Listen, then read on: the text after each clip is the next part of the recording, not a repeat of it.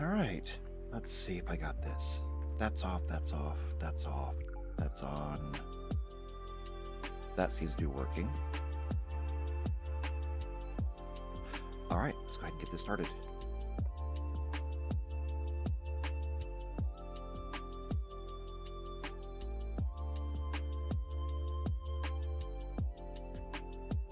Hello! Shadowcat back with more Pokemon. Yeah, it's been a bit of a rough morning. I'm running behind on, like, everything. So, it's been an effort.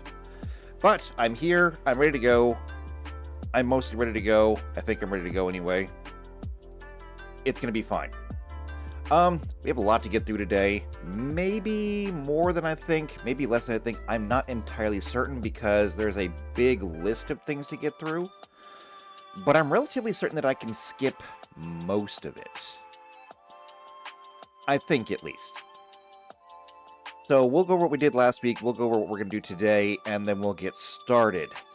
Before we do that, though, I do have people in the chat this morning. Alden is in the chat. Hello, Alden. Good to see you. Blizz is also in the chat. Hello, Blizz. Good to see you, too. And with all the greetings out of the way, we'll go ahead and get started. Oh, but before we do that, JP is not here, but plugs. If you're not subscribed to the channel already, go ahead and do that. I mean, why not? I can use the subs. I don't know if it really matters anymore. YouTube is kind of on its way out anyway. Let's face it, I'm not doing this because I'm making a living off of it. I'm doing this because I want to do it. Because I would be doing this anyway. I mean, I love making these modules, and this is like the only way I'm going to find players. So, speaking of players, again, subscribe to the channel if you haven't already. Hit the bell icon if you haven't already. If you know somebody else who's also into either tabletop games or Pokemon, share this video with them because I need to get more people in here. More people is more players. Otherwise, if you like me, like what I'm doing, leave a like on the video. You can leave comments down below. If you're here in the stream now, though, you can leave comments in the chat. But, better yet, you could also join the Discord. We have a Discord. And believe it or not, right now it's like publicly open and it hasn't been destroyed by everybody. So, I mean, good for us. But join the Discord, go to the Behind the Screen channel. Let me know what games you're interested in playing, what your availability is, and as soon as I have enough people for one game, I will start that game. So, help me to help you to help me make more games. Alright, and with that out of the way, we'll go ahead and we will get into it. So we're going to need the usual. We're going to need to have our browser. And we'll need to have our spreadsheet. And like I said, we'll go over what we did last time. So, last time we were finishing up a lot of the stuff when it came to, like, the moves. And so, we'll come back here to moves for a minute. We have pretty much everything that we need to translate the moves, and in fact, I even went through and did, I think it was like a Geodude? I did something last time, and now I don't remember what it was, but we have an entire panel here of all the moves. Obviously, the name of the move, the type of the move, whether it's physical, special, or it's a status move. We figured out the range. We had the range done before, but I like this better. The range is going to be 25 feet plus 5 feet for every 2 levels, which is the same range that we would give to close range magic. So anything that's like a Ray of Frost, a magic missile, whatever that happens to be, close range magic. And I like this because it's going to let it improve over time. So, I mean, if we're trying to use Growl right now, at like level 1, or I guess actually this would be level 7. I think it was level 7 character that we did this for. The range was 25 feet plus 5 feet for every 2 levels, and it came out to like 65 feet. So, you know, that was good. That's going to work. Damage, of course, is going to be based on the power, which means that Pokemon moves are going to hit super hard, which is good because Pokemon are going to be super tough and super dangerous. Seriously, when they tell you to stay out of the tall grass, stay out of the tall grass. Now, status effect and status chance is going to, or you have to see the move for that one. Honestly, I should probably change that from status to secondary effect because they're talking about things like burn, or in this case, for like headbutt, flinch. And there's a 30% chance for headbutt to flinch a Pokemon. So we did that. And then, of course, the number of times you're allowed to use it per day. Anything that says beam in the name is going to be line-shaped. Anything that is all adjacent will be a radius. Anything that's opposing adjacent will be a cone. And I'm getting better at reading that little grid thing, so I think I better understand how to do that now. All of them will have a reflex save for half if it's an area. And then, of course, if it's a status move, the status chance will be equal to the accuracy. So we did that. But it was when we were doing this that we got into flinch. And flinch is a condition, technically. It only lasts for one turn, but it is still technically a condition, so we had to get into those to start working on them. And so we'll get into the conditions. Now, the conditions that we have right now, which the wiki is calling status conditions, there's a lot of them. There's like an awful lot of them. But here's the thing. I think that by and large, a lot of these are going to be duplicates. Or at least I think several of them will be duplicates. I could be wrong about that. So we're going to have to go through all of them, but I feel like we're going to be able to skip several. And many of these, I do believe, are going to be very, very specific to just certain moves. Maybe it is one specific move, maybe it's a small handful of moves that are all in the same family. So I think we'll be able to either copy and paste, skip, or it should be really quick to figure it out.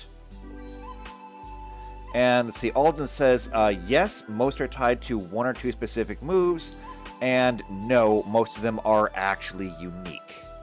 Well, maybe they'll at least go quickly then. Because I do not... When we did Magic the Gathering, we spent 13 weeks working on redefining all of the activated abilities. I do not want to be here that long doing Pokemon, okay? Not any of these definitions. That's what I don't want to be doing, okay? I don't resent the time that I spent in Magic the Gathering going through all the activated abilities because we needed to. That had to be done. I just don't feel like we have to here.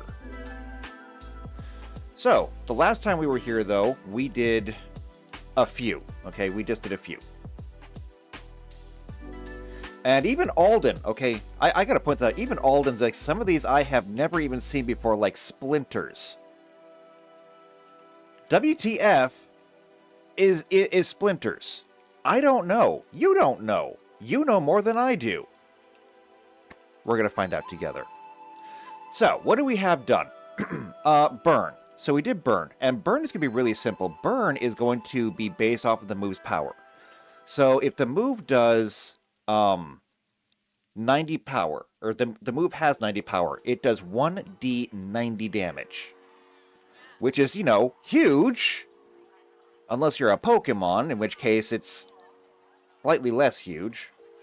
Or at least it will be slightly less huge once they reach a certain level. I mean, nobody's getting Flamethrower at level 1, but still. Freeze. Freeze is going to be a Paralyze. And that's very simple, because all it says is when you freeze, you can't do anything. We already have conditions for that. And I have the conditions for Pathfinder. I did have them, didn't I? I have poisons pulled up. However, I can pull up conditions on a different tab. Game Mastering Conditions. And then if I just come down to P, Paralyzed. A character is literally frozen in place. So, yeah, super simple.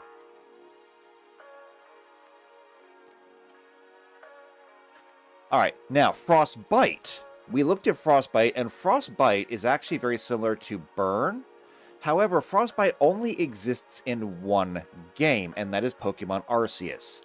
And Pokemon Arceus is kinda weird. So, Arceus is not... Arceus is not one of the, like, outlying games, okay? It's not like Pokemon Snap or Pokemon Stadium or something like that. Pokemon Arceus is, in almost all respects, your typical Pokemon game. You get a starter Pokemon, you get to run around and capture Pokemon, and eventually you fight God. You know, like any typical anime would do. I mean... was there ever a Japanese story where you didn't fight God? I didn't think so.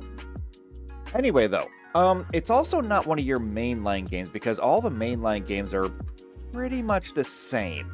You get your starter, you go collect gym badges, you fight the Elite Four, you defeat the champion. It is a tried and true formula that they've been doing since forever. And that's kind of what I'm sticking to. Just the mainline games, and that means just the mainline definitions. Since Frostbite does not appear anywhere else, I nixed it. And we're not really losing anything for it anyway, because Frostbite is basically just the cold version of Burn. We could call it Freezer Burn. So, let's see. Alden says, definitely want a short leash on stone evolutions. Arcanine can learn Flamethrower at level 1. Can it really? Well, wait. Hold on a second. Can or does? Because that is very, very important. Arcanine. A-R-C... it's A-R-K-9. I can do that.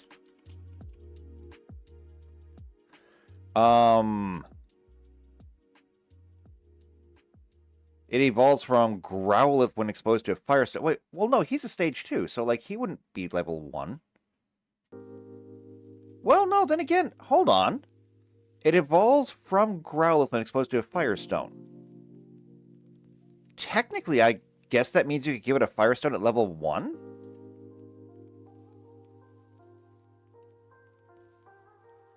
I guess I never really thought about that.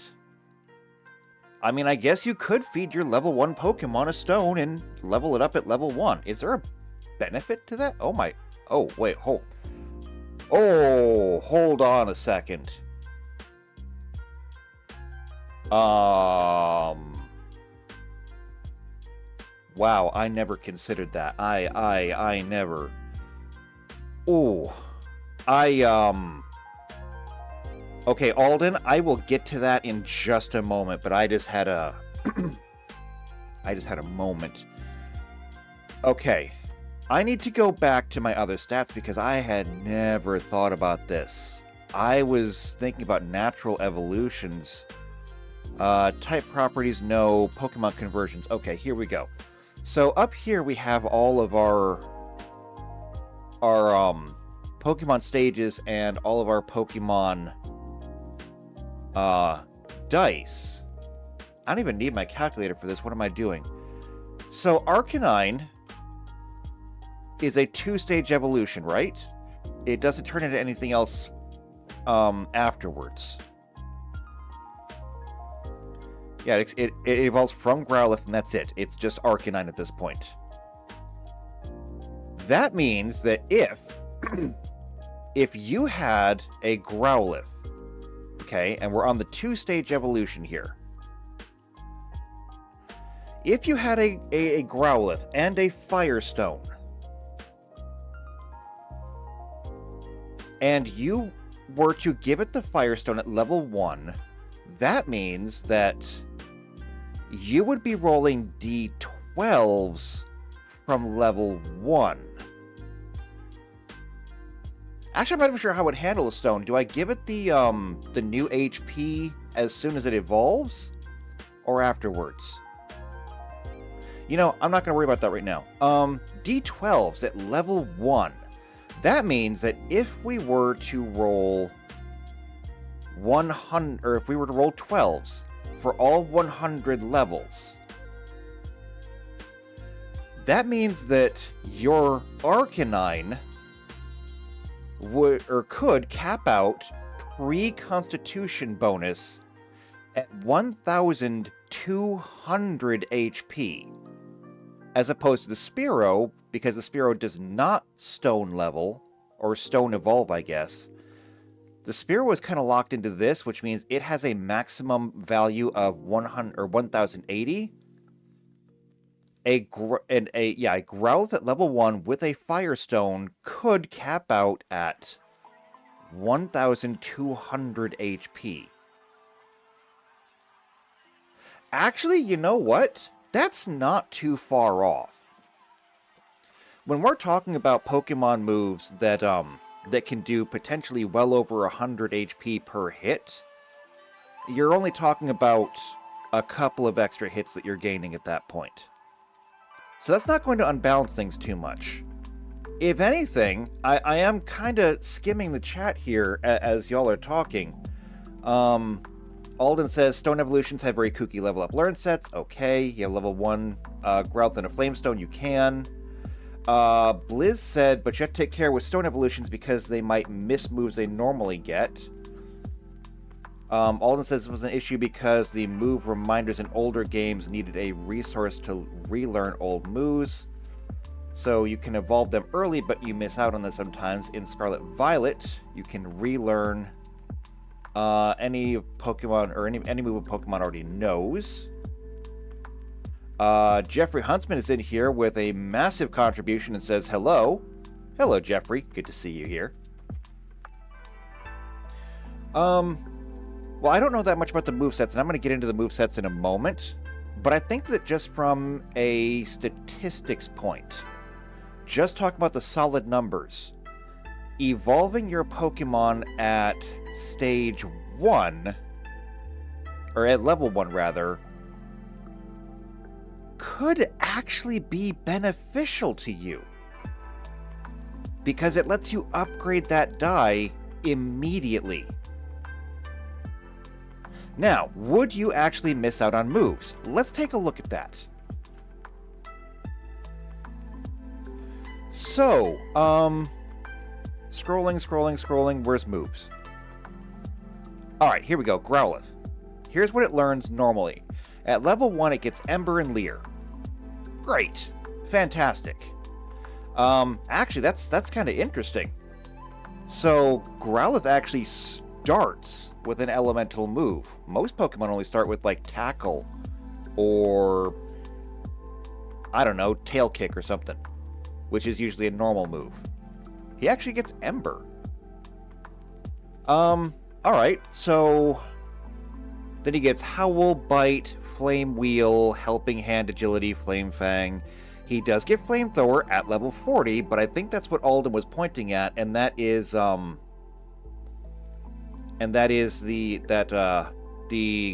Arcanine would get Flamethrower at like level 5.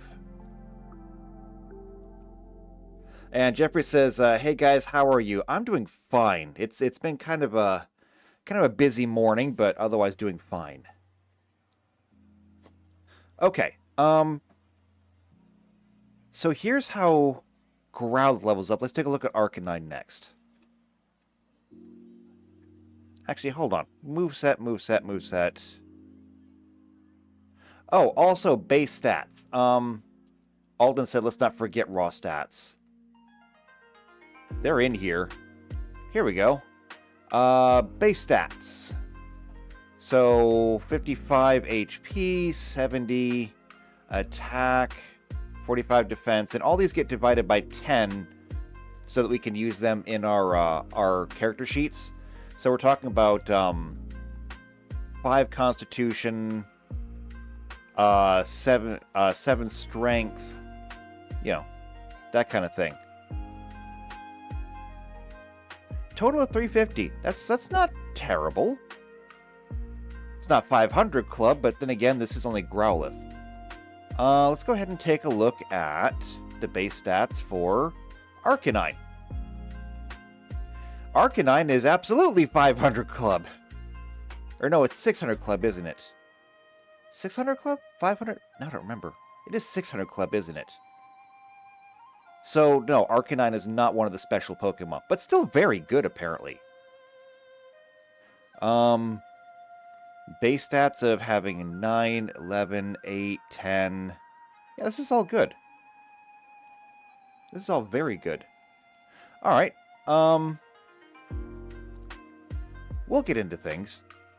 We'll get into that later. JP's in the chat. Hello, JP. Good to see you, too. I want to get into moves, though. So, Growlithe. No, not Growlithe. Arcanine. So, let's say that you have a Growlithe and you feed it a stone at level 1. I'm going to assume, then, that all of these moves would... Actually, there's... Wow. What?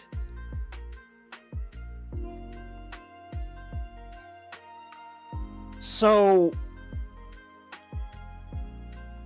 if you were to feed your Growlithe a stone at level 1, it would get all of these. It would get all of them. I mean, granted, you have to pick 4, but damn.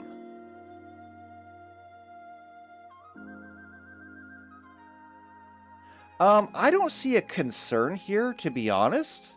I really don't. So the way that we're playing this is going to be very similar to the whole like Scarlet Violet thing, where you're going to know every move that you want to know, and we're going to treat it like a spell book. And every morning, you're going to pick the moves that you want to carry. So everybody will be restricted to 4 moves in typical Pokemon fashion. But you'll just have, you know, more to choose from.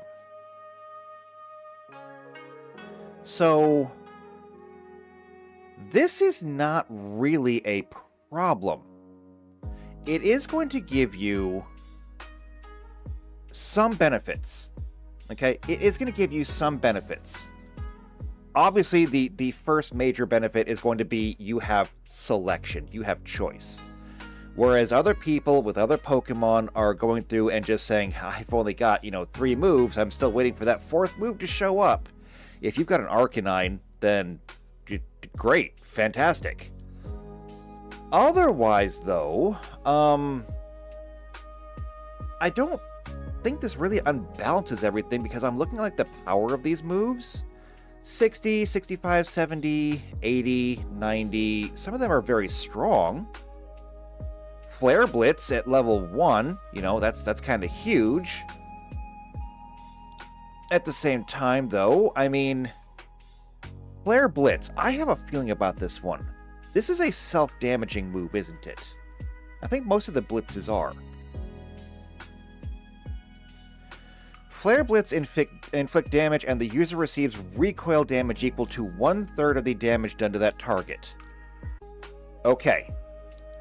Here's something that I wanna point out, okay? Because I have to try and think of all possibilities here. Okay? That's part of the job of being the GM. You have to try and think of as many possibilities as possible. It's exhausting. This move has power 120. I'm going to come over here and I'm just going to roll a 120. Keep in mind that you can get this at level 1, assuming that you have a Growlithe and you have a stone. Which means that when you have your level 1 Growlithe, if you get your first hit die for free, you have 20, or you're going to have 12 hit points. And I'm going to just go ahead and divide this by 3.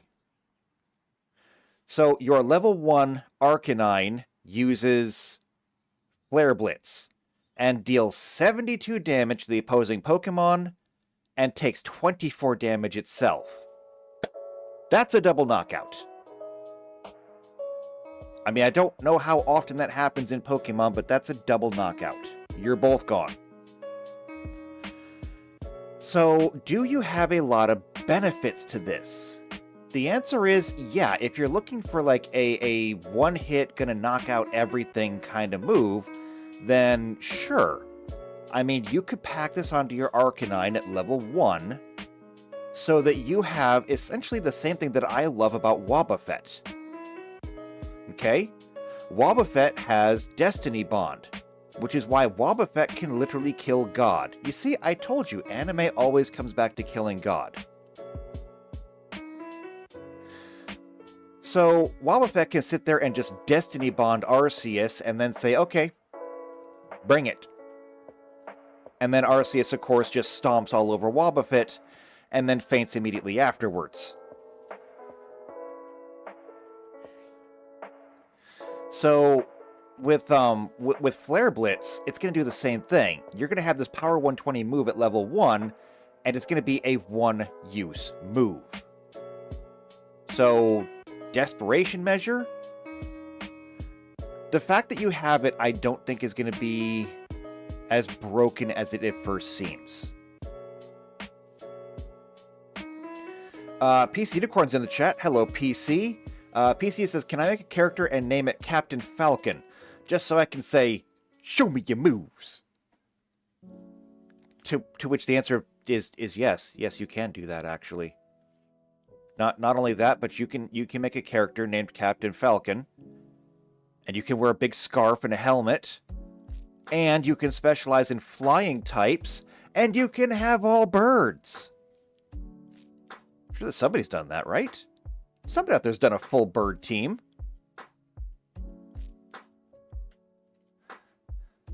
And not only that, but we can go ahead and we can actually name them after like famous birds.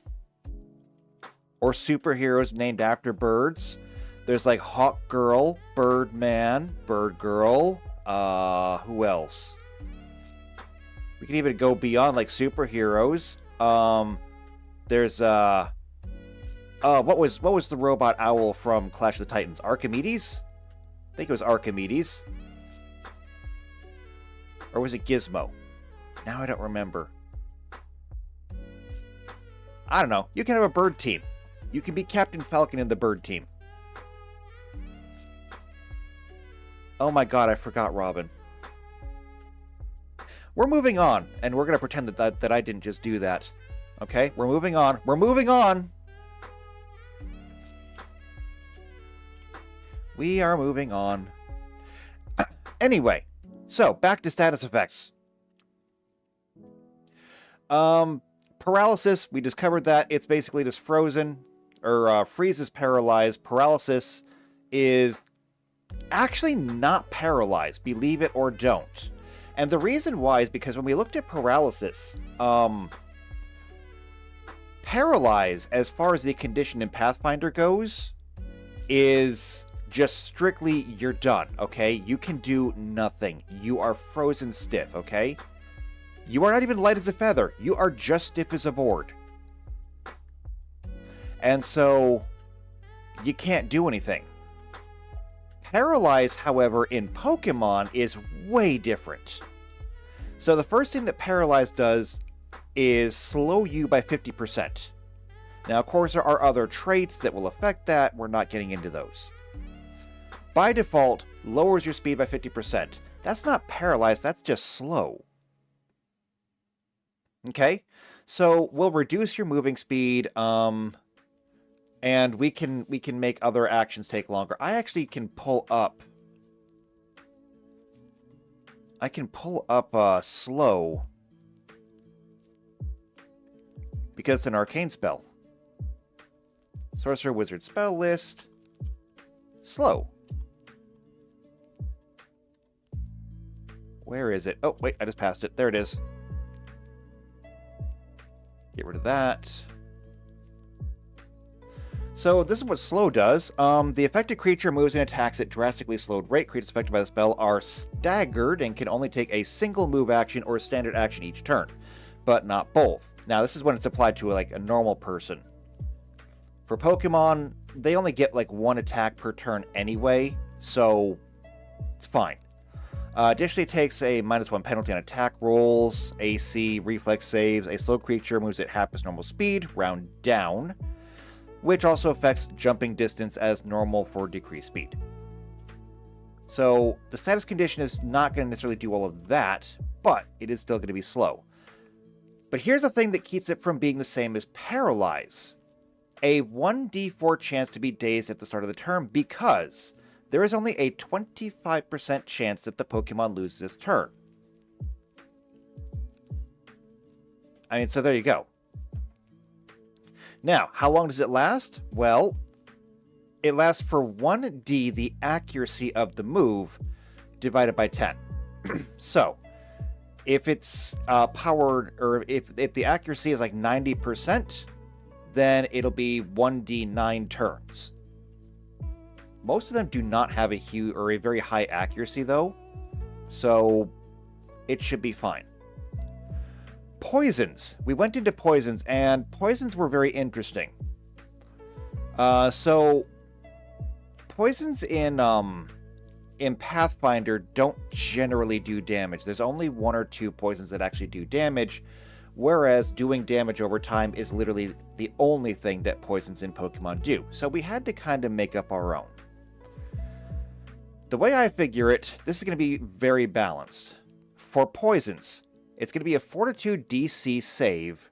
The DC is going to be equal to 10 plus the level divided by 5. Now this means that a level 1 Pokemon, if it had a poison move, and I don't know which ones do. I mean, there are some Pokemon that have, like, the Growlithe has a fire move at level 1. I'm sure that there's a Pokemon out there, a poison Pokemon that has a poison move at level 1. I just don't know who. But it does mean that at level 1, it would be a DC 10, which is, like, super simple to get over. It's a coin toss, basically, a little bit less.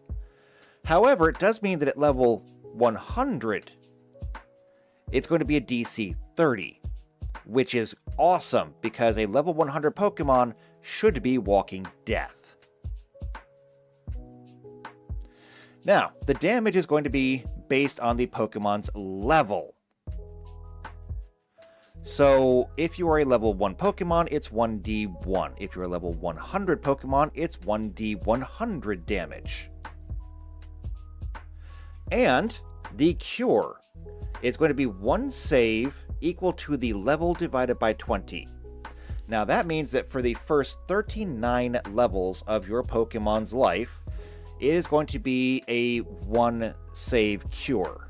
However, starting at level 40 and going up, it's going to require multiple saves to get over it, which is going to mean that this poison, which only does, 1d whatever damage, which isn't a ton, but it does mean that the higher level Pokemon are going to have a poison that sticks around for longer, and it's going to be able to do more damage. Now, one of the problems that I came across, and I don't have an answer for this, so I'm really relying on you in the chat today, particularly you, Blizz, and you, Alden.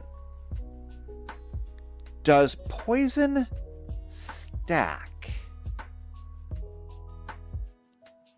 Because I don't know. If I poison a Pokemon twice, can I get it to do damage twice over? Does it get added? Does it get replaced? What is the damage if you keep poisoning a Pokemon all over and over again? The fact is, I never really got to play with poison Pokemon a whole lot in my games. Alden says, no, it does not. Alright, fair enough. Blizzard says, as far as I know, no. Okay, that's fair. In which case, as soon as you get poisoned, you're just poisoned. And we'll just run with that. So, we'll leave that alone as it is. Once you get poisoned, they don't have to poison you again unless they actually cure the poison, in which case then you just re-poison them. So what about badly poisoned? So badly poisoned comes with different rules. Badly poisoned actually does increasing damage over time. Specifically, it does 1/16 your HP in damage, and then it begins doubling.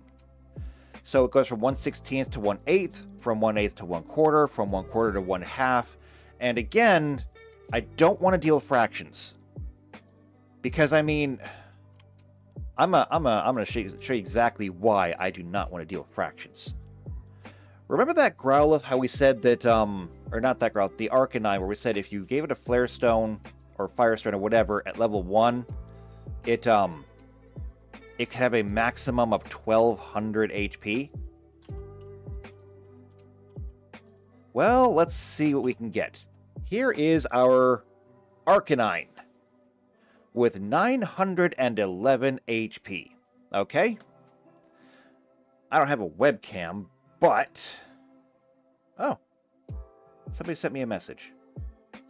I don't care about that message. Anyway, calculator. 911 hit points divided by... And this is not a nice number, so parentheses 1 divided by 16, close parentheses. And I did that wrong. That needs to be at times. Okay. Equals 56.9375. So, I mean, at least it's a rational number, but that is an awful number for use in a tabletop game. The only reason that Pokemon gets away with that is because they can do all the calculations behind the scene. So that's why we're not doing that.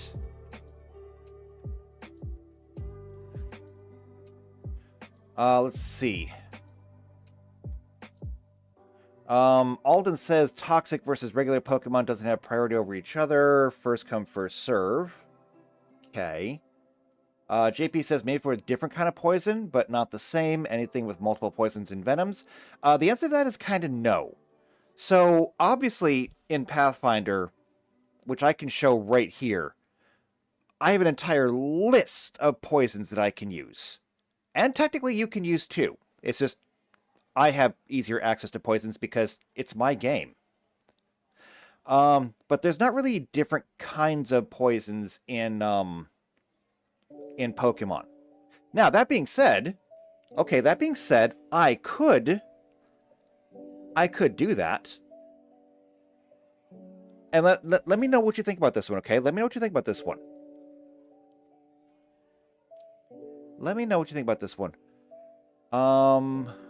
Flamethrower, move. Hold on.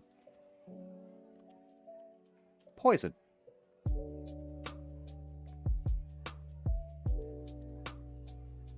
Now I have every rose has its thorn going through my head. Anyway, these are poison-type Pokemon. Specifically, these are pure poison-type Pokemon. Ekans, Arbok, Nidoran? Didn't know they were poison types. Grimer, Coughing. These are all pure poison types, and then these are all partially poison types. I could actually make every single poison unique to them. Which means that I don't necessarily have to define what makes each one of them different, but I can simply declare that they're different. So I can say simply that Crobat Venom is different from Stunky Poison.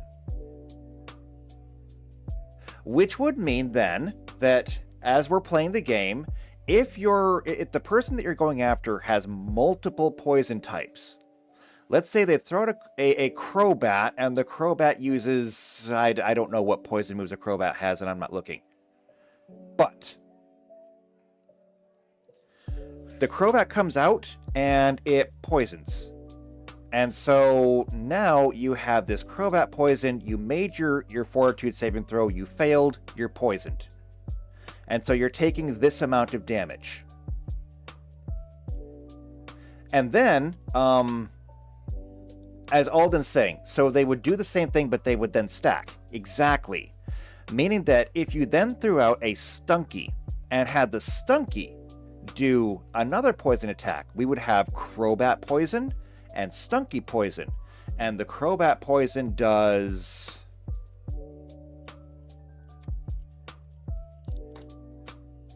Rolling some dice. The Crobat Poison is going to do 1d60. And the Stunky Poison is going to do 1d31. Okay? And so we could differentiate that up, not, based on different different chemical compounds, different enzyme categories, different proteins, stuff like that, but just based on what kind of Pokemon did it. And you can flavor the rest of it from there if you want. If you really want to say, get an Arbok and then look up what kind of poison cobras have and just say, yeah, so actually my Arbok has a very powerful neurotoxin. Yeah, it basically goes straight for the respiratory system, and it paralyzes the diaphragm, so if you get bit by my Arbok, you basically just stop breathing and you suffocate under the weight of your own lungs.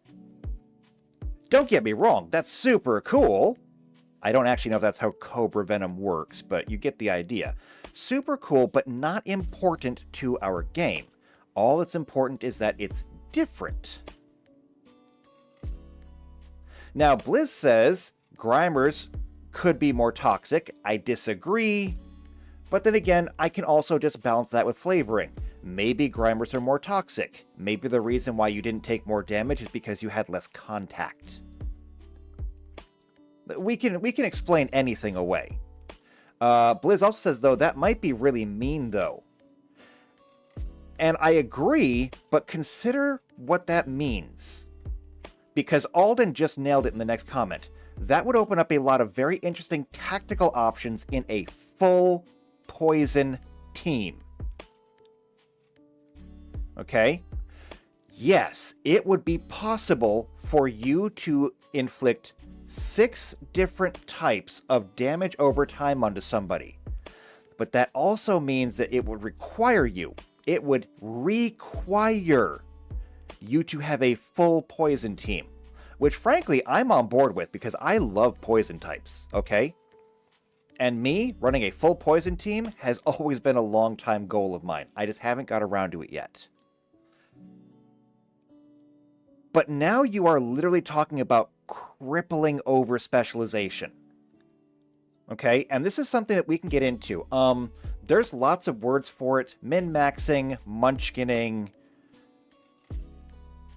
You can specialize to the point where you are insanely good at like 1 or 2 things and fail at everything else. And I'll give you a good example, and I wish I could remember the name of the website off the top of my head, but there was a webcomic that I read a long time ago where they drew a webcomic as if it was being played by tabletop players, but they were playing through movies.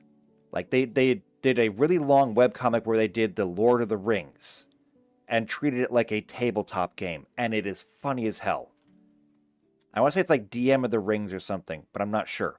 Anyway, they did another one where they did the webcomics through all of the Star Wars movies.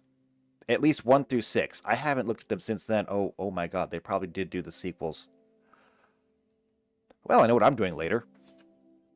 Anyway, when we're talking about a Munchkin character, the first page of the comic, of course, is everybody showing up to session 0 with their character sheets. You know, somebody's got to play Padme, somebody's got to play Qui-Gon Jinn, somebody's got to play Obi-Wan. Somebody has to play R2-D2. And even the GM looks at R2-D2 and says, wait a minute, wait. Your character doesn't even have legs or arms. It has no ability to talk.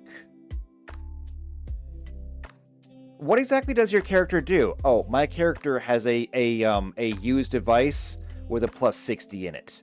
Because I took penalties on everything else to add more into use device. It's going to be fun.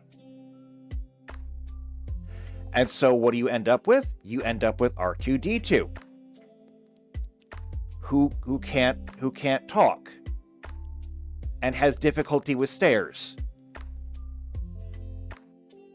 I'm not going to say that R2-D2 can't go up and down stairs because I've actually seen R2-D2 do it. It's a kind of blink and you miss thing in the movies, but R2 can do stairs. Point is, though, when you over-specialize, you breed in weakness. Having a pure poison team means that you could degen another Pokemon into oblivion. Until you come across a Steel type. And as soon as you come across a steel type, you're going to sit there and go, I have a problem now. The same thing is also roughly true of rock types, and I'm pretty sure that poison is weak to ground. So, you know, something that you would naturally come across in the Pokemon games is it's like, soon as you come across a ground type Pokemon, it's like, oh, this is going to end poorly for me. Not impossible, just bad matchup. But it would, I do agree, it would open up a lot of very interesting tactics when it comes to poison types. And not just that, but I mean, anybody can learn poison moves. Well, okay, not anybody, but a lot of people can learn poison moves. They're all bug secondary. Wait, are these all poison moves? Oh yes, these are all poison moves. But it doesn't necessarily show me who can learn it. Where's a good one? How about this? Gunk Shot. I'm familiar with this one. Gunk Shot can be learned by Ekans, Arbok, Grimer, and that's a lowland Grimer. Muck, Octillery. Octillery is a water type. So that means that Octillery is going to have its own unique kind of venom. Which makes sense. It's an octopus. And if anybody questions that, just open up a new tab. Okay, don't leave the stream. Open up a new tab and go look up the blue-ringed octopus. It is one of the coolest octopi in the entire world, and it will kill you in less than 20 minutes. Remember that whole like neurotoxin that paralyzes your diaphragm and then you are smothered by your own lungs? Yeah, that's what blue ring octopus does. What else we got? Sandslash can learn it. Meowth can learn it. And so can Persian. Mankey and Primeape can learn it. Tentacool, you're already a poison type, so you don't count. Mew can use it. Mew's a legendary, though. I don't think that counts. Apom can use it. Apom is a monkey and it's throwing something toxic. I feel like I do not need to explain further. Let's see. Gligar? Oh, I remember you. You're cute. You're like a little bat crab. It's a ground flying though, but it can also learn gunk. So, yeah. Lots of these guys can learn it. And again, we can just call it, you know, like the Gligar down there. We'll just call it Gligar poison. We don't have to get any more specific than that. And that way, you know, anybody that uses it, you can stack it. And that will offer a little bit more flexibility. I think it's going to go ahead and make poison a lot more viable if we're able to stack it. It also means, that poison types will be a lot more viable, because if we come back here to type properties, poison types are immune to being poisoned. So, I mean, if you come up against a person who just like, I've got an entire team of poison types, okay, and they're all different, and I'm gonna poison you to death. Okay, throw out your own poison type and completely cut their legs out from under them. Even better, if you have a poison type specifically for that reason, and you just load up your poison type with ground moves. I'm sure there's a poison type out there that can learn a ground move or two. I mean, hell, I was looking in the list, and there's a Varoom and a Revaroom. I mean, these are steel types. that are also poison types. Oh, looks like Blizz is out of here. Well, thank you for coming in, Blizz. It was good to see you here. Take care.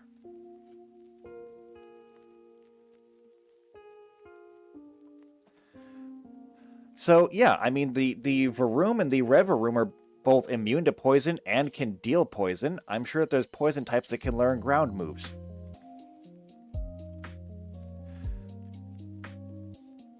So that's what we're going to do with the poison. And I like the idea of stacking the poisons. I think that's good. Getting into badly poisoned, though, because, I mean, we've been at this for 50 minutes now and we haven't gotten anything new done. If a Pokemon becomes badly poisoned, we are going to simply take our regular poison and make it worse. Every single time we roll damage on poison, we're going to give that damage advantage. And the cures are going to become consecutive. That means that at level 40, when the poison requires now 2 saves, instead of having to get 1 save this turn and 1 save next turn, you're going to need to have 2 saves in the same turn. Which is, you know, it's not good. So, if anything is going to inflict badly poisoned, it's going to be so bad. It could very well be just the end of that Pokemon. Thankfully, we're not killing Pokemon here. Your Pokemon are not going to die. But I mean, it will become unusable. Alright, and then sleep is just asleep. I mean, I didn't feel the need to really do anything more with that. Let's see. And Jeffrey says, I concerned? My weakness? How did you do that? Varoom. I like Varoom. Varoom is fun. And then it turns into Revaroom.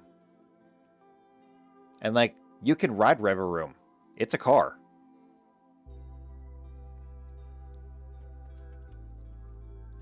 Alright, so, getting into the new status effects. This should go faster, I think. Alright, so Bird we've done, Freeze we've done, Frostbite, Paralysis, Poison, Badly Poisoned, Sleep, Drowsy. Okay. Drowsy is a condition exclusive to Pokemon Legends Arceus. Remember what I talked about earlier with the whole Frostbite thing? So it works similarly to Paralysis and may cause the affected Pokemon to be unable to move. Alright, so again, we already have Paralyze. We don't need to do Drowsy too.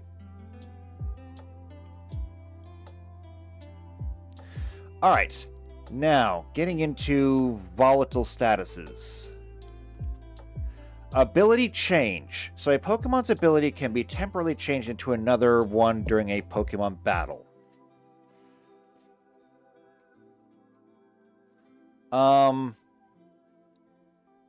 Okay.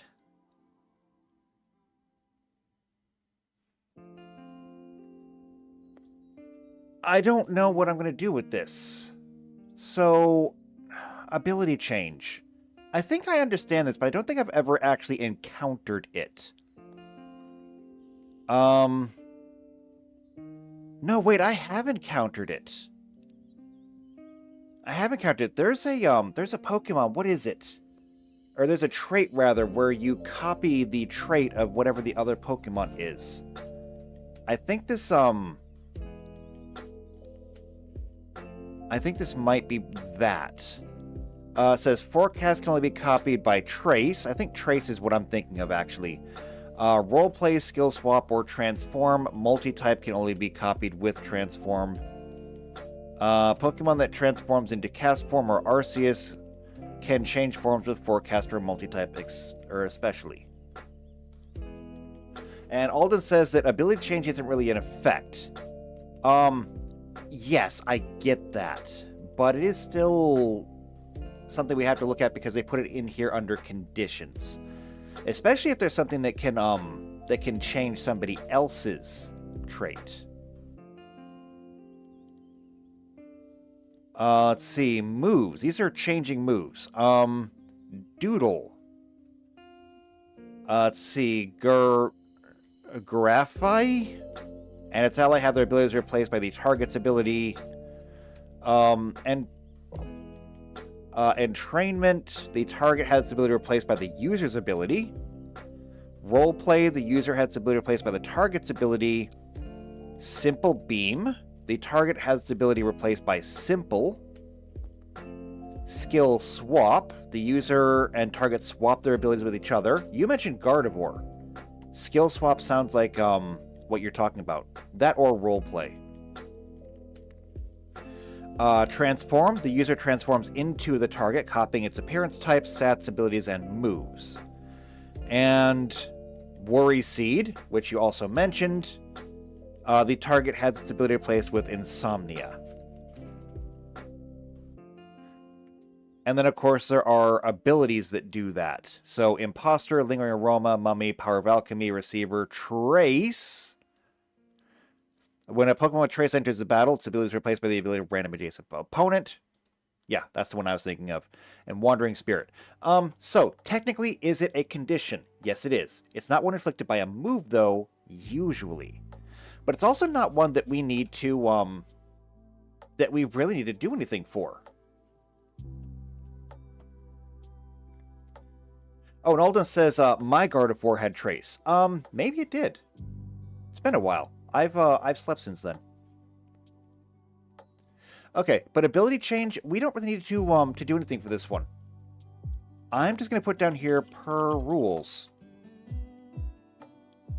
And I suspect that I'm going to get the same thing when I go to ability suppression. A Pokemon's ability can be temporarily disabled through a Pokemon battle, preventing its effect. Ability suppression can be caused by moves Gastro Acid and Core Enforcer and the ability Neutralizing Gas. Exactly. So I'm just going to put here, disable ability, which is just per rules. Okay. See, like I said, a lot of these are probably going to go really quick. Type change. A Pokemon can have one or more types temporarily changed, added, or removed in battle. Bunny! I love Cinderace. I'm a little bit sad that I never got to play that game, because I would have had a bunny. Love bunnies. Anyway. Changing the type of a Pokemon. I know that there's an ability that causes this, and it surprised the hell out of me the first time I saw it. But, Burn Up. The user loses its fire type after using the move. Camouflage. The user is changed depending on the environment. Conversion. Conversion 2. Double Shock. Force Claw. I wonder what's the one that I saw. The one that I saw was an ability.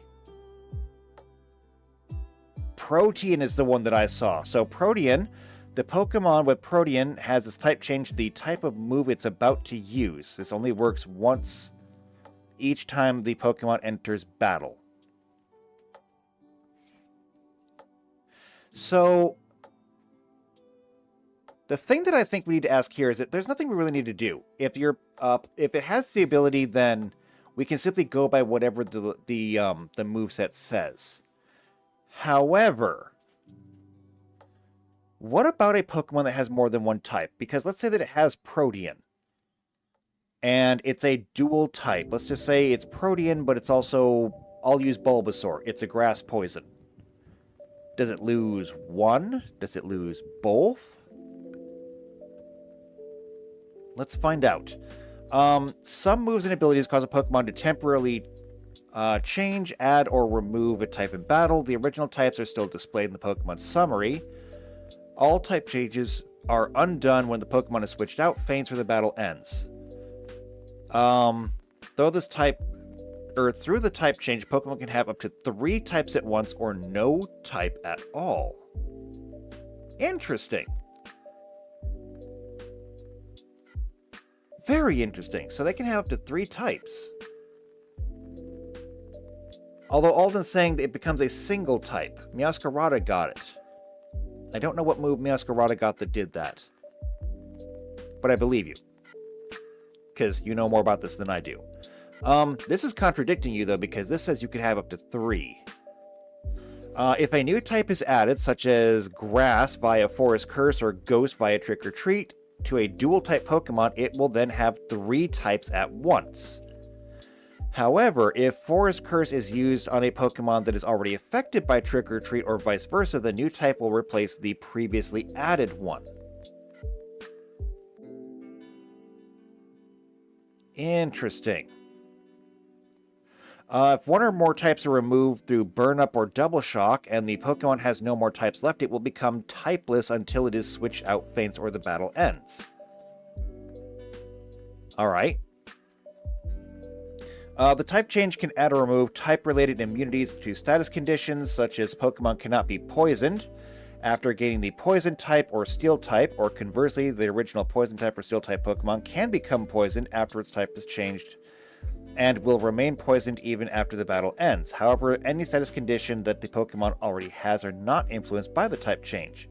For example, a poisoned Pokemon will remain poisoned even after becoming a Poison or Steel type.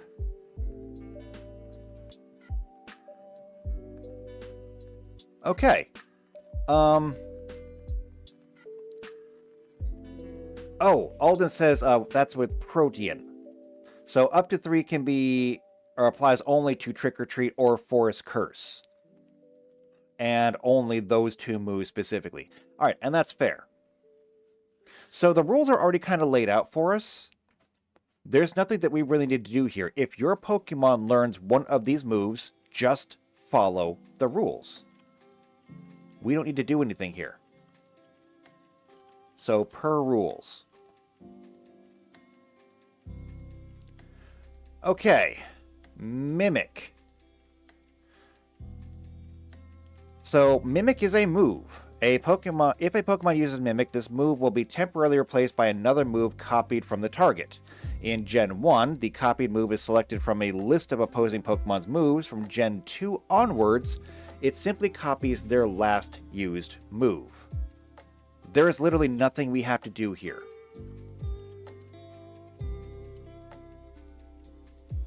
I'm just going to say per move. Because you're just copying. I understand why they call this a condition. Because technically speaking, it's not an actual move itself. It's simply a condition where you will be copying it. We are really wordsmithing the definitions here. But I understand it. Substitute. So a Pokemon that uses Substitute or Shed Tail uses up 1/4 of its total HP rounded down to make a substitute which will absorb hits until it breaks. Damage to the substitute is taken equal to or greater than the HP used to make it. Okay. This is a fun one. Because if you're not familiar with tabletop gaming, if you're not familiar with Dungeons & Dragons or Pathfinder, I'm going to introduce you to one of my favorite, okay? One of my favorite spells.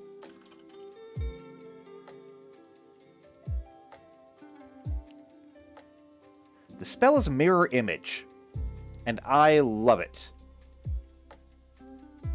So, Mirror Image is, of course, an illusion spell. Obviously. It's available to a lot of people because it's a very common spell.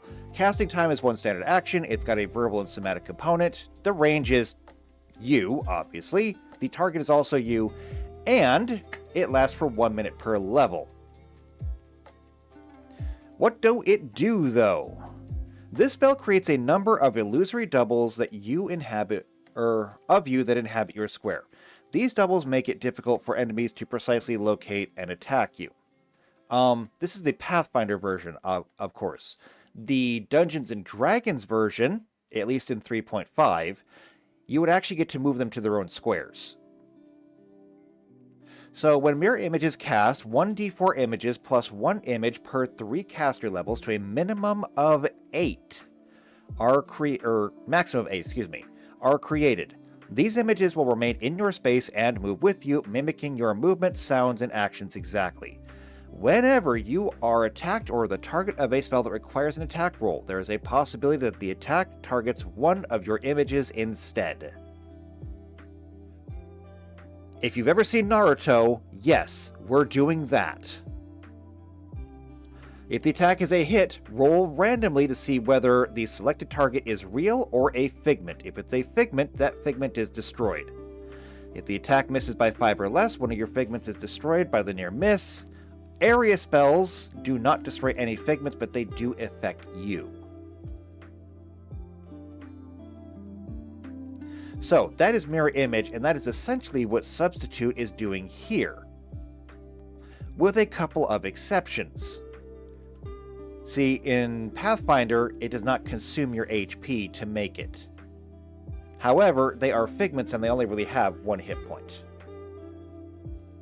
Alden says, how would this apply to moves like, say, Earthquake? I don't know. How does this apply to a move like Earthquake? If I were to have a druid in Pathfinder cast Earthquake, because it is an area effect spell, it would not affect the mirror images. So you would still take damage from the Earthquake, because it's unavoidable. It's going to hit you, regardless. But because it's not directed at any one of your mirror images, none of them are affected. So now I have to kind of kick it back to you. In a Pokemon game, what does Earthquake do to a substitute? To which you say that area spells do not affect you in Pokemon. Or are you talking about like actual, like how actual Earthquake would work in Pokemon? Because if you're talking about that one, we discussed that one. I think you actually discussed it last time. I think we discussed it last time, but I don't think you were here for that one. When we discussed Earthquake, I have here a Graveler. Just take my advice, or just agree with me. It's a Graveler. Graveler learns Earthquake. And when I looked at it, I think that I said that the Graveler had a range of like 65 feet.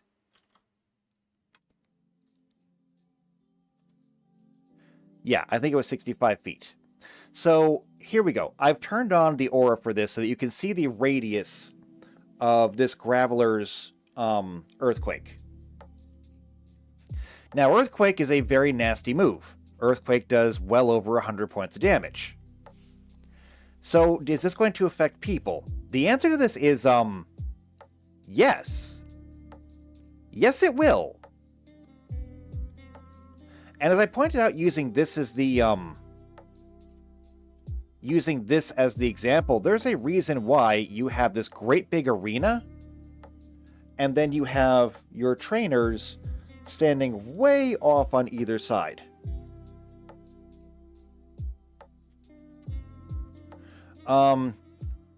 Wait, Alden's saying, would it affect the original Pokemon? It's not going to affect the original Pokemon, no.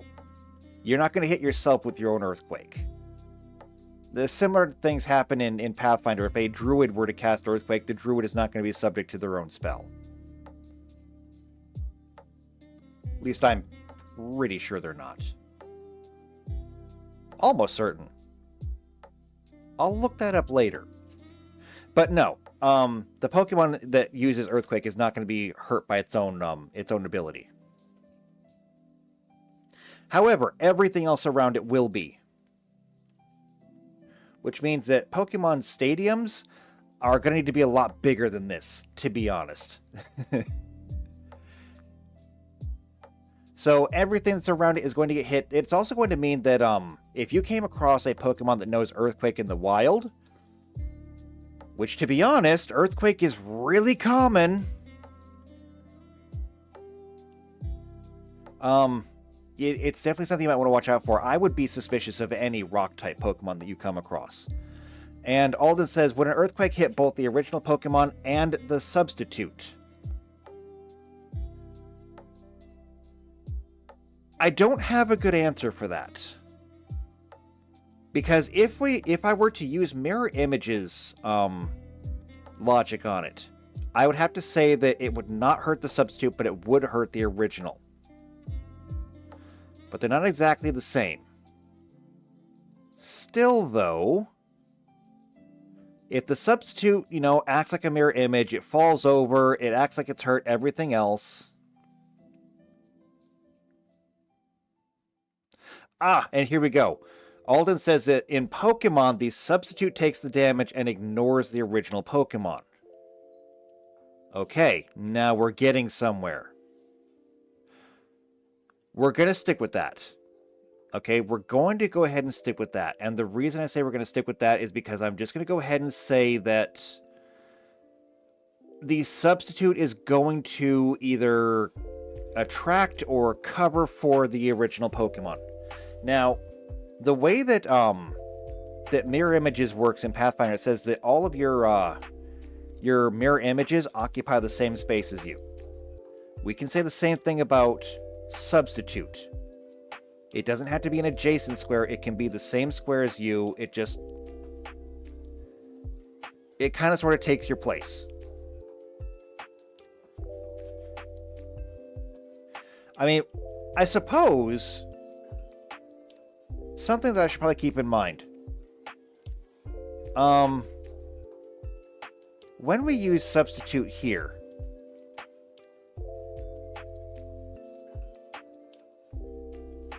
I don't want that.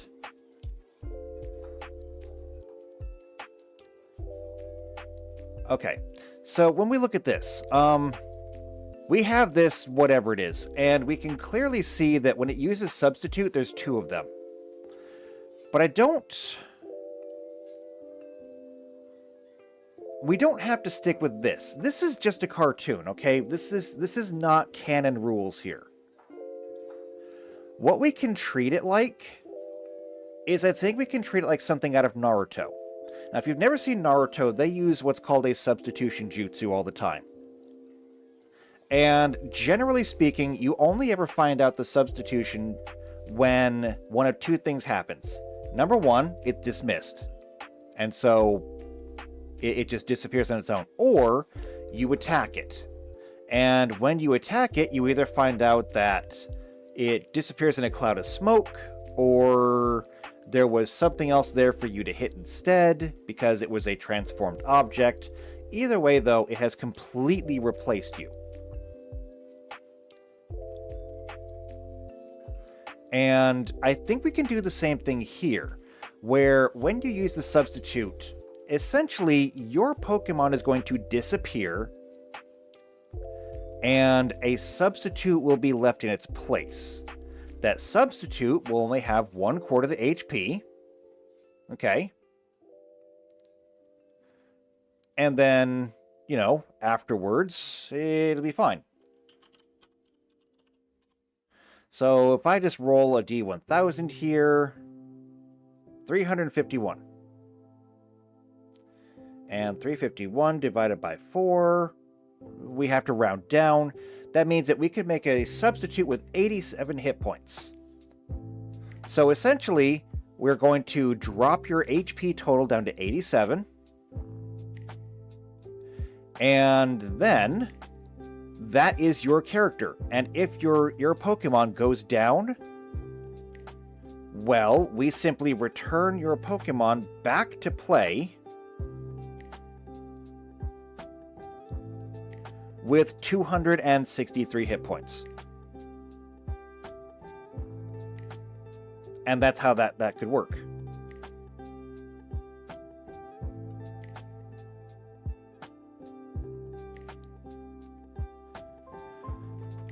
All right, so that's the way that I think that's going to work.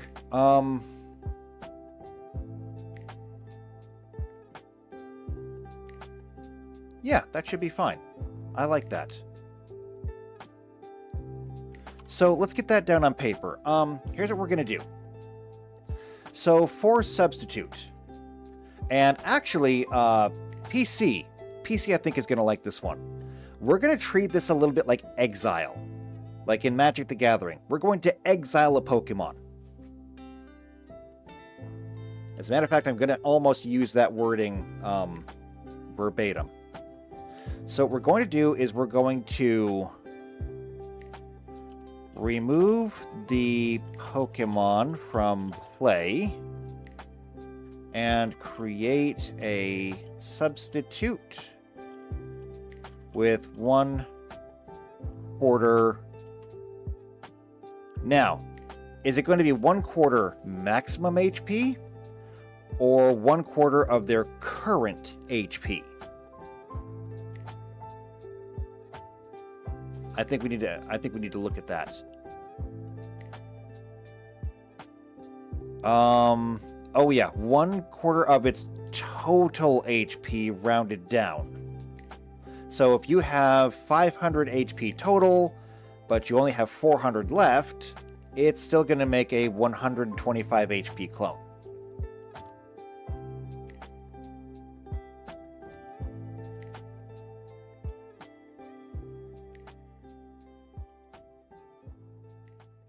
So when KO'd, return Pokemon to play in its place.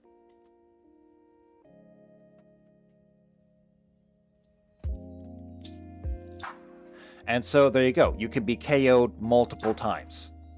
Frankly, I think it sounds fun. I mean, quite frankly, it's also just... It's still a losing game because you will eventually run out of HP. However, if they have like one-hit KO moves, it's not going to make them burn them all up, I don't think. I mean, it could. If they only have like 5 moves of a one-hit KO, then they might burn them all up before you run out of HP. PC says, seems like if you use that move continually, you're effectively immortal. You're not immortal. The reason being is that you have to sacrifice 1/4 of your maximum HP every time you do it. So you are making a substitute which is going to make you immune to a KO attack. But you are still losing 1/4 of your HP every time you do it. And I suppose the question is, what happens if you don't have 1/4 of your maximum HP? I guess if you don't, you just simply can't use it. Makes sense. Okay, we're moving on. Transformed. So a Pokemon is transformed into the target through the use of Transform. Additionally, Imposter, Ditto's signature ability, and as far as I know, only ability, automatically causes the user to transform into an opponent. And Alden says if you're low on HP, it just fails. So yeah, you can't do it if you have less than 1/4 your max HP. Alright. Anyway, transformed. There's a transform move and there's Imposter, but I think that's about it. So there's nothing really for us to do here. It's just you become the opponent. Now the question here is, how much do you get to be the other opponent? Do you get just their moves? Do you get their typing? Do you get their stats? Do they become a perfect clone?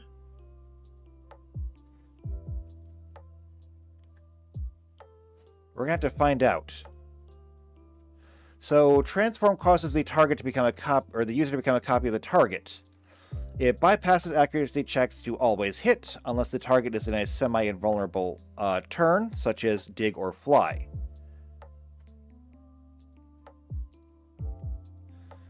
Let's see. It fails if used on a Pokemon is protected by Crafty Shield, but works on a target protected by other moves such as Protect or Detect. It also fails against Shadow Pokemon if the user of the target is transformed or disguised by an illusion, if the target is behind a substitute, or if the target's ability is good as gold. Some of these conditions were different in older generations. See the table below. Alden says it copies everything except for HP and status effects. Status effects like poison and burn. Attack and defense boosts do get copied, though. This is very complicated. We need to simplify this. Here we go. Copy traits. You do not copy their name. You do not copy their level. You do not copy their HP. You do not copy their status conditions. You don't get their friendship. You don't get their held item. You do get their species, their appearance, their types. Their attack, defense, special attack, special defense, and speed. Now that's important. You do get their stat stages, you get their moves, you get their height and weight. You do not get their catch rate, but that's not really important, I don't think. EV yield and base XP, those are all part of their stats, so you get that. You get their ability, their cry, whatever that is, and their gender. Okay, so essentially, you are just going to get that Pokemon, which means that ignoring the name, level, all this stuff, essentially we're just going to copy the character sheet for that Pokemon and give it to whoever's using Transform.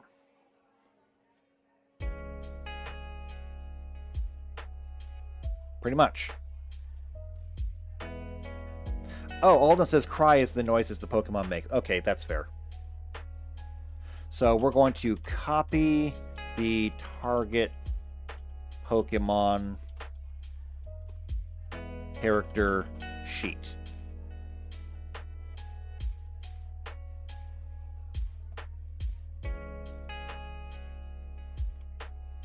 And I mean, I know it says that it does not copy HP, but at the same time, it's like the only number here that does not get copied normally.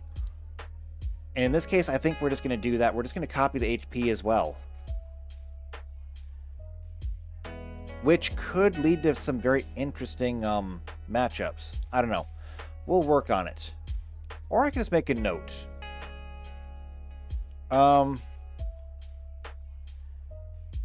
HP does not get copied.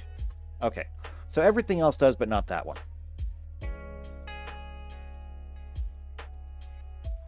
Alright, moving on. Illusion. A Pokemon with the ability Illusion enters battle. Its appearance is changed to that of the last conscious non-egg Pokemon in its trainer's party. Illusion replicates the appearance, including species, form, and shininess.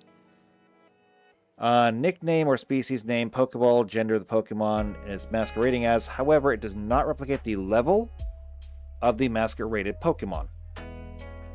This effect is only aesthetic. Effects such as Attract still use the Pokemon's actual gender. The illusion disappears if the Pokemon has its ability changed or suppressed, or if it takes damage from a damaging move. Okay, I had a Pokemon that had this. It confused the hell out of me for a while. Don't remember what it was. I didn't have it for very long. Now I don't remember. It's not really a big ability, though. We can really just say, you know, per rules on this one. Oh, right, it was Zorua. That was it. Because Zorua comes with Illusion. It's like the only one that comes with Illusion.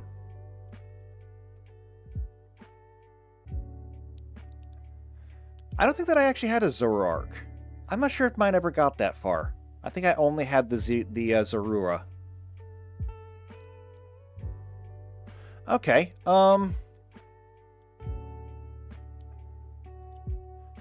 honestly, there's nothing that we need to change here. We just need to be very specific. So it says here that it duplicates the appearance.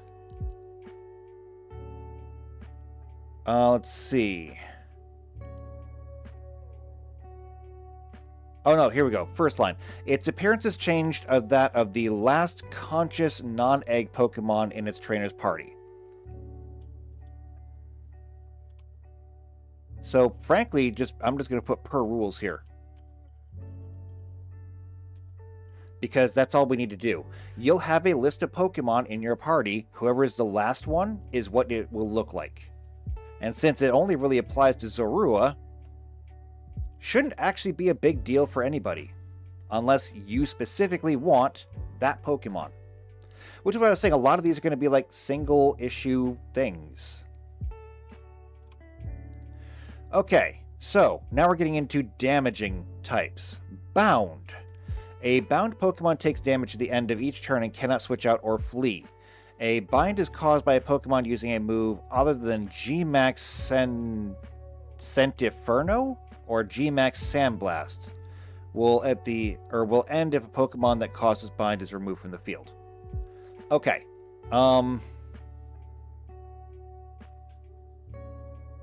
Okay, I need to know how much damage. Because Pokemon likes to use weird fractions, and I'm not doing weird fractions. Alright, broad effect, target and attack, damaging. Yeah, see, this is why I had to look.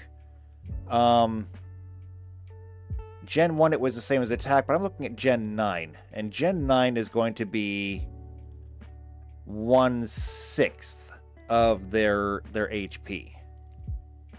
Or 1/8 their max HP? I don't know. So the broad effect is that the target cannot switch out or flee. They take 1/6 of their HP, and the duration is 4 to 5 turns. All right, so we can deal with this. We can deal with this. I think that I'm going to treat this much the same as I would with Bird.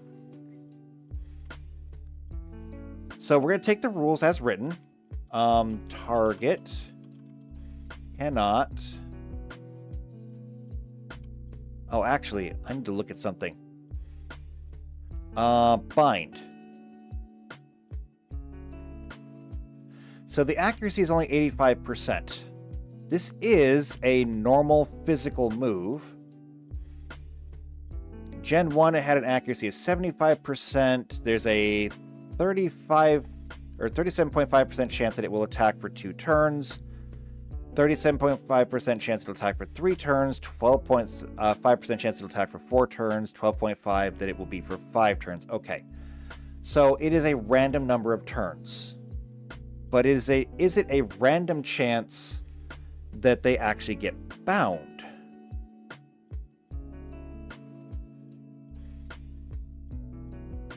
Or is this more like rollout, where it says that they're bound, but really it's just a continuous attack? I think this is more like rollout.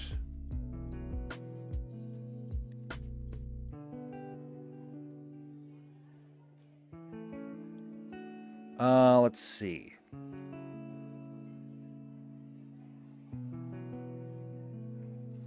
Alden says that bound is a 100% chance. Okay, that actually makes this easy then. Because we're not treating this as like some kind of weird constrictor move. We're treating this like rollout. And I'm fine with that. So, target.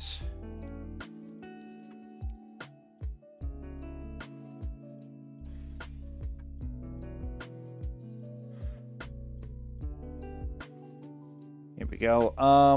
Pokemon they cannot switch out or flee. So target cannot switch out or flee.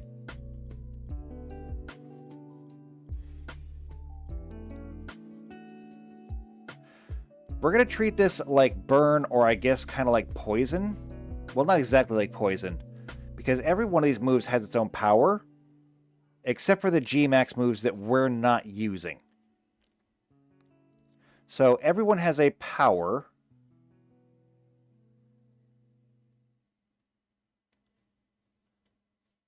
And we're going to go ahead and do the same thing.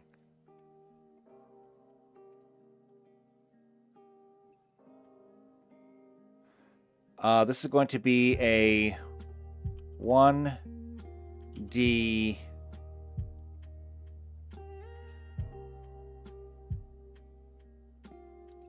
Okay, actually it's going to last for... These said it can last a max of 5 moves, but I'm going to go ahead and... Do I want to tie this into the power? I could. I could tie it into the power. I could tie it into the accuracy. If I tied into the accuracy, then the maximum number of turns that it could last would be 10. Most of them would be less than that, because most of these would have an accuracy of like 85%. So we're talking about a 1d8 turns, which I'm good with. I am. I'm pretty good with it. So it's going to be 1d.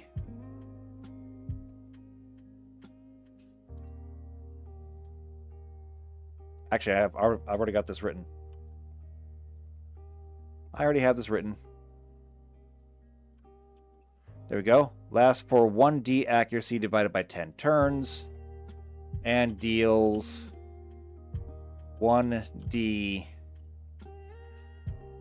power divided by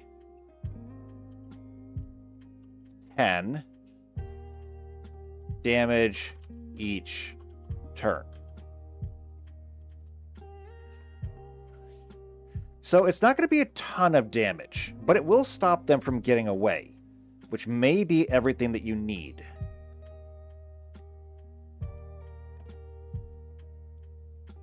Alright, so that should be fine for now. Next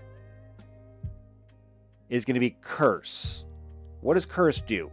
A Curse Pokemon takes damage equal to 1/4 of its maximum HP every turn. Well, that sounds awful. Let's see. Curse is a non-damaging Ghost-type move.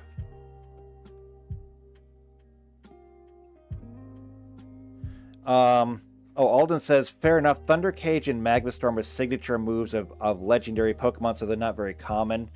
Actually, that's kind of one of the problems. They're like the only ones that really seem worth it.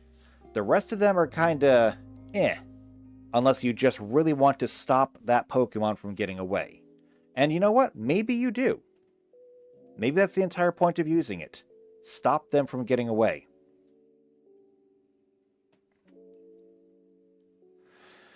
Alright. In all generations, Curse acts differently depending on whether the use has the Ghost type or not.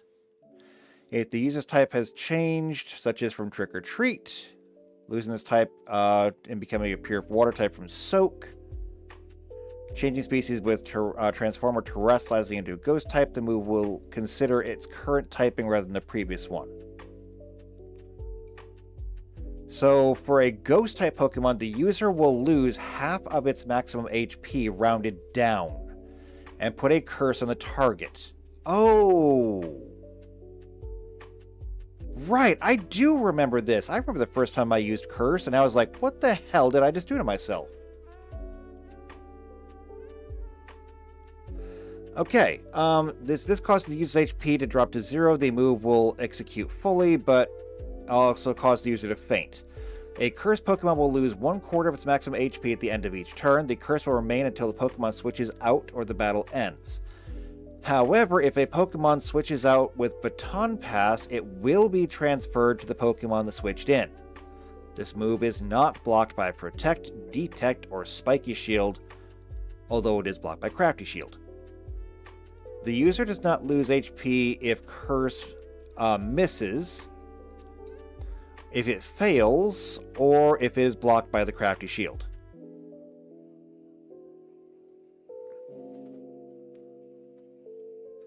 Okay, I don't think there's anything that we really need to do here, except, with the exception of 1/4 of its HP. Again, I'm not doing fractions. What we can do is this. instead of doing fractions of their HP, we can do a countdown timer. So if they lose 1/4 of their HP every turn, that means that that Pokemon is gone in 4 turns. So what we can do is this. User loses... Again, how do I even do this? Because it's supposed to be user loses half of their HP. You know, 1/2 is not as egregious as something like 1/16. I think I'm just going to go ahead and do it. 1/2 HP rounded down. If the move hits, target gets a 4-turn countdown. Actually, I wonder, is it 1/2 of its current HP or 1/2 of its max HP? Now I gotta look. Let's see. It loses 1/2 its maximum HP. And the other Pokemon will lose 1/4 of its maximum HP. You know what? These numbers are not that egregious. I'm going to go ahead and just say per rules. I think, okay, I feel like I'm being unfair. I'm being a little unfair here. I need to give my players a little bit more credit. Dealing with numbers like 1/16 of your maximum HP is kind of awful. But when we're talking about dealing with like 1/2, 1/3, 1/4, I think that my players can handle it. I mean, these are basic fractions that everyone should be able to deal with. We can even go so far as, you know, like even up to 1/8. And I think that most players would be able to handle that. It's not that I don't think that my players can't do math. I know that my players can do math. It's how complex does the math have to be? If we're breaking things down into numbers that have anywhere from 4 to 8 decimal points after them, I think we're making a mistake. However, I do think that dividing by half or dividing into quarters is not going to end up with, you know, like 8 decimal points after the number. It'll be fine. Also, Alden says that like Parish Song, but scarier. I don't know, but Parish Song, I think we're going... Well, Parish Song is almost next, so let's just move on to Nightmare. And is Nightmare just like Curse, but worse? Nightmare only affects a sleeping Pokemon. The sleeping Pokemon loses 1/4 of its maximum hit points every turn. If the sleeping Pokemon awakens, then the Nightmare no longer is in effect. Basically, yes. It's just Curse, but for sleeping people. Per rules. Alright, now we get to Parish Song. So, Parish Song. After 3 turns, all Pokemon who heard the Parish Song will faint. A Pokemon with the soundproof ability are exempted and will not faint, except in Gen 3 3 through 7. Any Pokemon who heard it can avoid fainting if switched out before the 3-turn count finishes.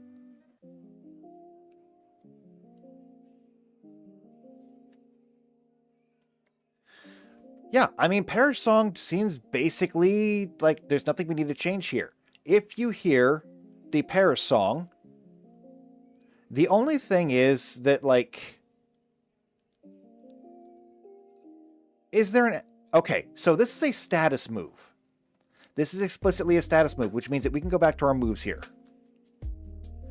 For a status move, we have a status chance.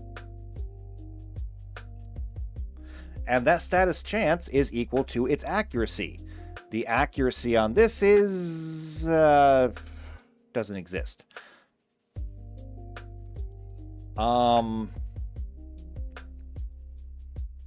Well, I mean, I guess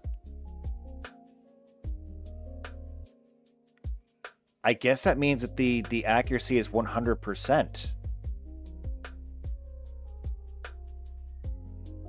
I mean, if they don't list a number, then in theory, logically speaking, the number must be either 100 or 0. If it was 0, then the move would be useless. Ergo, by process of elimination,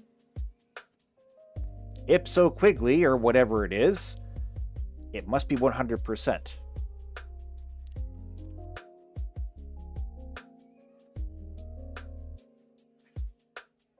Alden says doesn't exist means it's an auto hit, basically. So, yeah, 100%.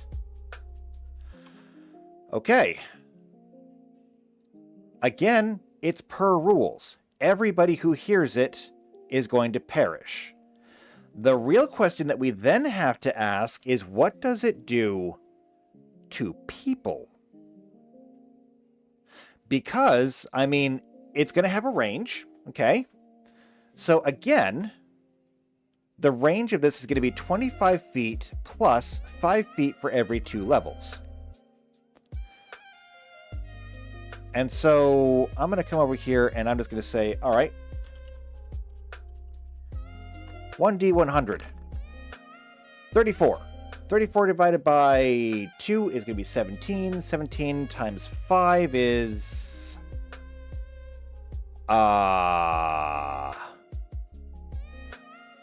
I have no idea.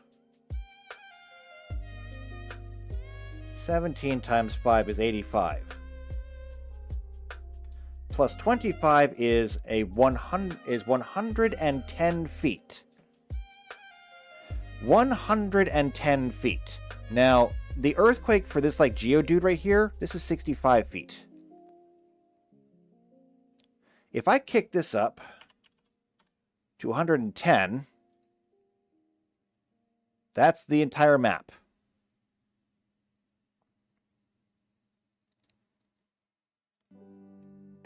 So, if everybody hears this, and Alden says it affects the user and allies, what does it do when other people hear it?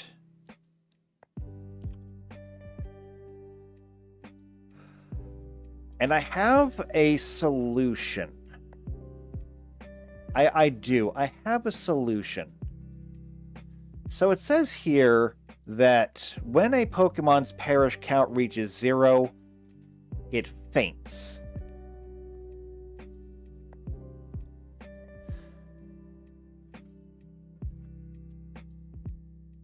So it says fainted status condition is status condition in which Pokemon is no longer able to battle. I think we need to go back and look at conditions here.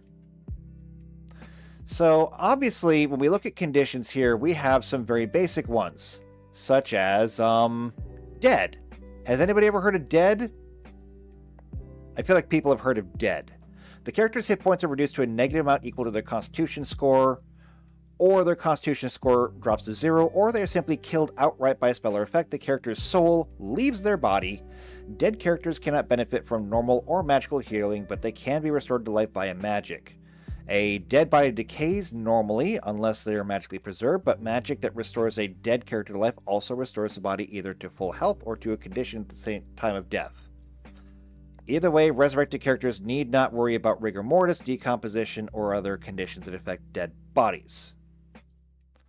However, there is something beyond that, or rather something before that, because before you are dead, you are dying. And Sky is in. Hello, Sky. Good to see you here. So a dying creature is unconscious and near death. The creature or creatures that have negative hit points and have not stabilized are dying. A dying creature can take no actions on the character's next turn after being reduced to negative hit points but not dead.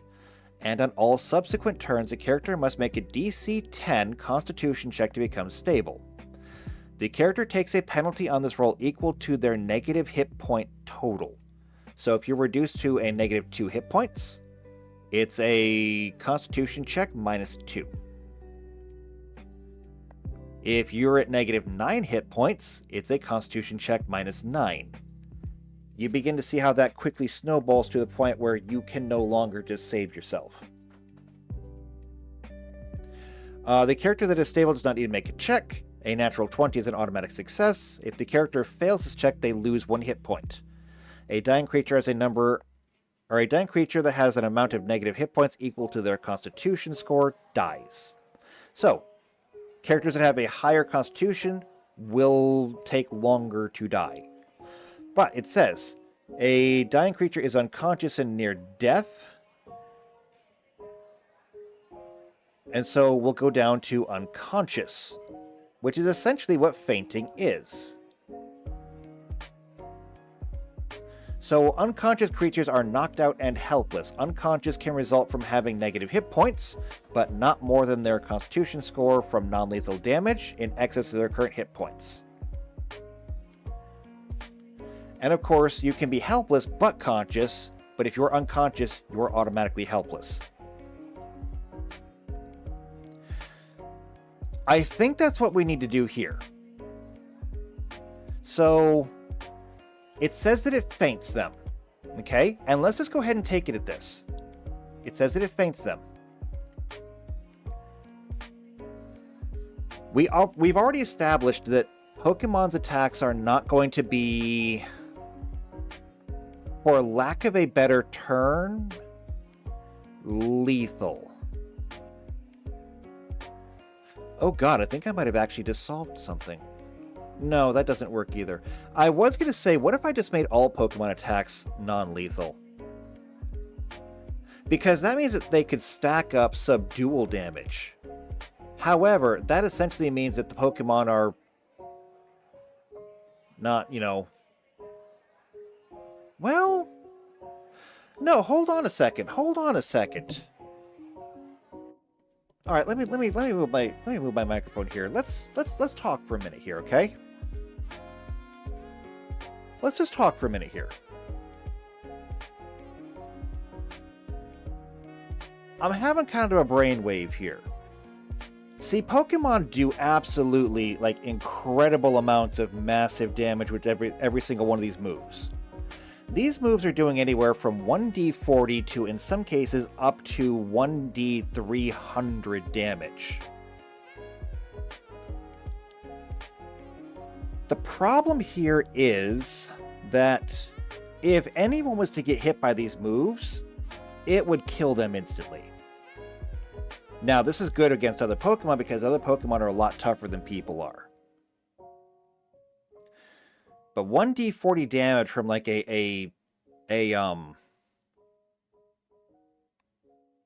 just your basic Rattata is enough to knock down most people. What if we made it non-lethal damage? See, the way this works is that if you take subdual damage, you take non-lethal damage. If your non-lethal damage goes above the amount of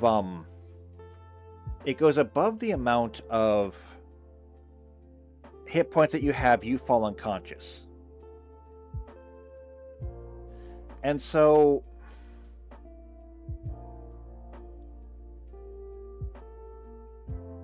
what I'm picturing here is if you were going through the tall grass and you came across this Pokemon, that Pokemon could absolutely knock you out. Now, after that, once you're knocked out, the Pokemon can basically do whatever it wants to you, and that could be bad. That could absolutely be lethal. But what I'm considering here is the fact that, if it was non-lethal damage, we could let their normal physical attacks be lethal damage. So if they were to use, just a regular melee attack on you, they bite, they claw, whatever it is they do, their normal melee attack will be lethal damage. But what if moves were non-lethal? It means that the Pokemon would literally be fainting each other. Okay? That would not change. That would be accurate with the game. They would just... They would faint. That also means that if they were to hit a person, there is no amount of subdual or non-lethal damage that suddenly becomes lethal.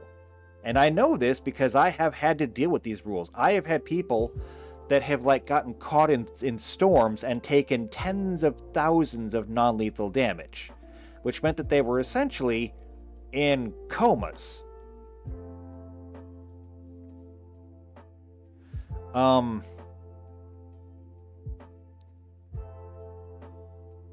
If we were to do that, it would solve so many problems that we have. And it means that something like Perish Song is simply going to render anybody who hears it unconscious. Not anybody who hears it, everybody who hears it. It will render them unconscious in a certain number of turns. It also means that things like Earthquake, because Alden, you were asking about Earthquake earlier. It means that things like Earthquake, if you were to get caught in it, would absolutely be damaging. It would absolutely render you unconscious. But it wouldn't necessarily kill you. Not outright, at least. Now, the problem, of course, comes in that once you're rendered unconscious, I mean, what happens then? You are now at the mercy of whatever happens to be out there. With Perish Song, I mean, everybody gets 3 turns and then everybody's unconscious. At which point it then comes down to who wakes up first. And now it's that race. It's the race to see who's actually going to wake up first and change how, or they will determine what happens next. Now here's the problem that I see. When we're talking about these moves dealing non-lethal damage, what are we talking about? We're talking about Flamethrower doing non-lethal damage. How exactly does Flamethrower do non-lethal damage? Flamethrower can melt granite.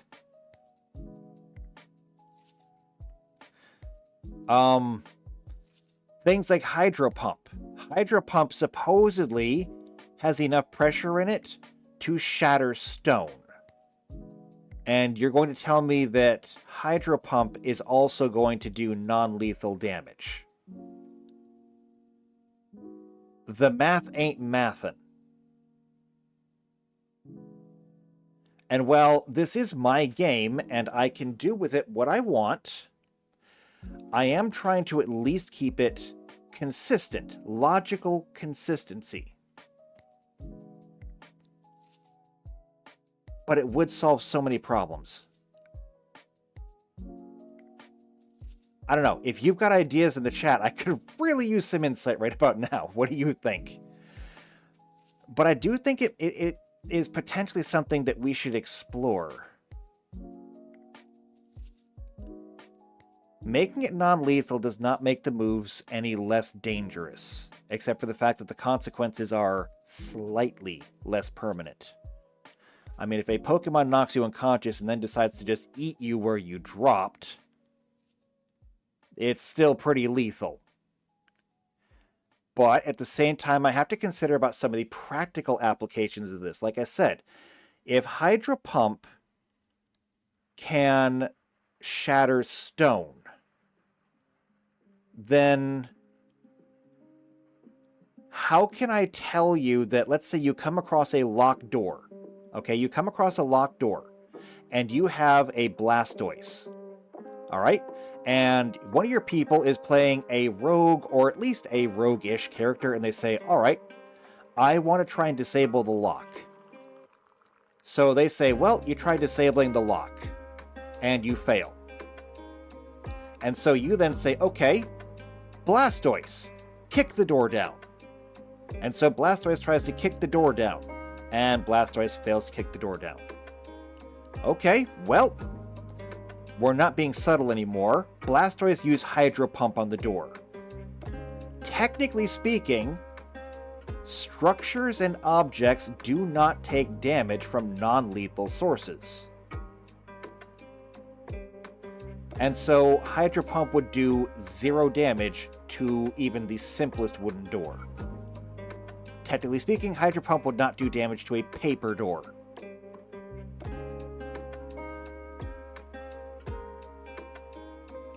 The only thing that I can consider that would square this peg is if we made a differentiation between living and non-living, allowing all Pokemon moves to do full lethal damage to anything that is not living, and then do non-lethal damage to anything that is living.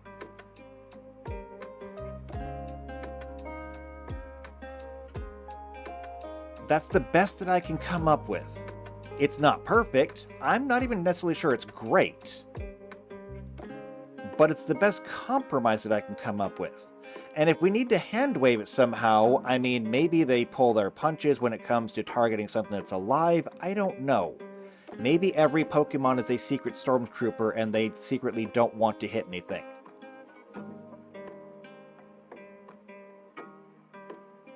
It's a little, like I said, it's less logically consistent, but mechanically it's beautiful. It solves all of our problems.